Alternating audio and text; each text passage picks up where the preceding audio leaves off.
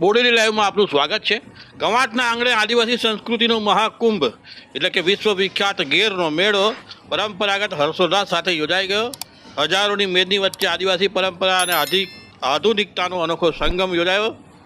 ઢોલ નગારા સાથે આખું કવાંટ નગર ઝૂમી ઉઠ્યું હતું। કવાંટ નગરમાં હોળીના તહેવાર બાદ યોજાતો વિશ્વવિખ્યાત ગેરનો મેળો આજે પરંપરાગત અને હર્ષોલ્લાસ સાથે યોજાયો હતો।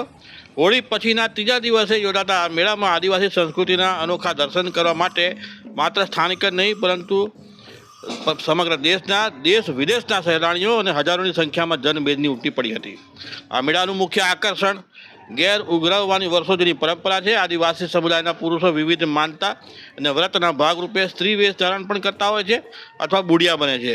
આ વ્રતધારીઓ 5 દિવસ સુધી પોતાના ઘરે જવાને બદલે ગામે ગામ ફરીને ઘેર એકત્રિત કરે છે। ફાટેલા કપડાં, શરીરે રાખ અને વેસ્ટ વસ્તુઓનો ઉપયોગ કરી અનોખો વેશ ધારણ કરી આ ઘેરિયાઓનું ગ્રુપ ઢોલ વાંસળીના તાલે નૃત્ય કરે છે। આદિવાસી યુવક યુવતીઓ પોતપોતાની પરંપરાગત વેશભૂષા, ચાંદીના દાગીના અને મોર પીંછના શણગાર સજીને મેળામાં આકર્ષણનું કેન્દ્ર બન્યા હતા। શરીર પર સફેદ ટપકાનું કરી હાથમાં લાકડી ને કમરે ઘૂંઘરા બાંધીને આવેલા ઘેરૈયાઓએ ઢોલના તાલે મેળામાં વાગતા મોટા ઢોલ, પીહુ અને માંદલના નાદથી સમગ્ર કવાંટ નગર ગૂંજી ઉઠ્યું હતું।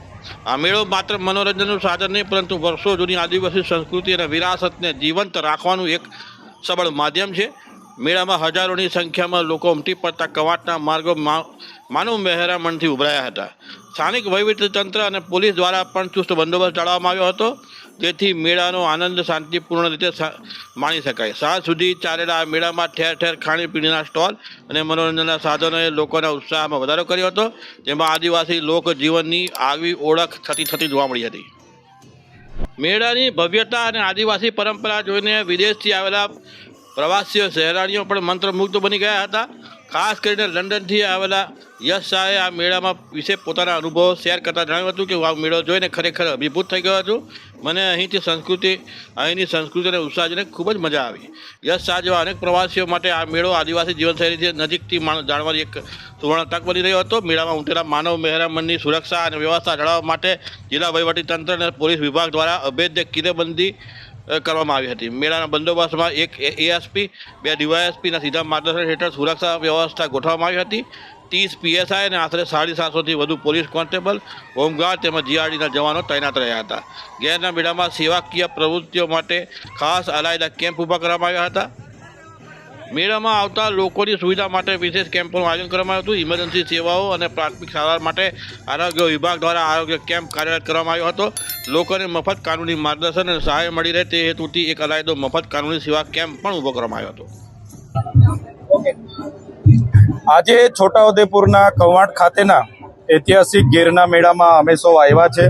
અહીંયા ગુજરાત, રાજસ્થાન, મહારાષ્ટ્ર, મધ્યપ્રદેશ સહિત દેશ અને વિદેશના પણ અનેક લોકો આ મેળામાં આવે છે। આ મેળો એ આદિવાસી સંસ્કૃતિ, પરંપરા, રૂઢિપ્રથા, આદિવાસીઓના પોશાક, ઓજારો, વાજિત્રો અને બધા જ એનું એક ઉત્સવ છે, એમાં બધાનું પ્રદર્શન થાય છે। ત્યારે અમે પણ નથી જાણતા અને એનો ઇતિહાસ હજારો વર્ષ જૂનો છે। અને આ ગેરનો મેળો એટલા માટે કહેવું પડે છે કે જે ફસલી હોળી પતે અને તરત આ ગેરનો મેળો થાય છે। અને આ ગેરના મેળામાં ખૂબ ઉત્સાહ સાથે ઢોલના તાલે, શરણાઈની તાલે બધા જ લોકો આજે અહીંયા પોતાના પહેરવેશમાં છે અને એ રીતે અમે પણ અહીંયા ઉપસ્થિત થયા છે।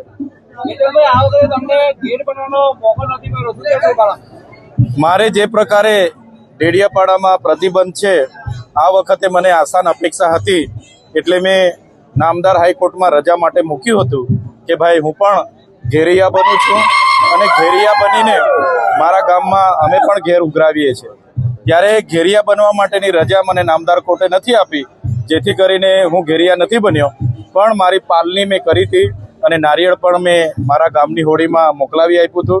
ત્યારે એક ભક્તિ, એક શ્રદ્ધા અને એક આસ્થા હોય છે, અમારી એક પાલની હોય છે, માનતા હોય છે અને ફસલી હોળી તરીકે અમે ઉજવણી કરીને આવા ગેરના મેળામાં ફરતા હોઈએ છીએ। ત્યારે આજે અમને કવાંટ ખાતે આવીને બધા જ ભલે મારા વિસ્તારમાં મને જવા દેવામાં નથી આવ્યા પણ કવાંટ ખાતે આવ્યા છે ત્યારે અહીંયા પણ આદિવાસી સમાજ એટલો જ પ્રેમ અમને કરે છે ત્યારે અહીં આવીને પણ અમારા ડેડિયાપાડાના લોકો જેવો અહેસાસ અમને થયો છે.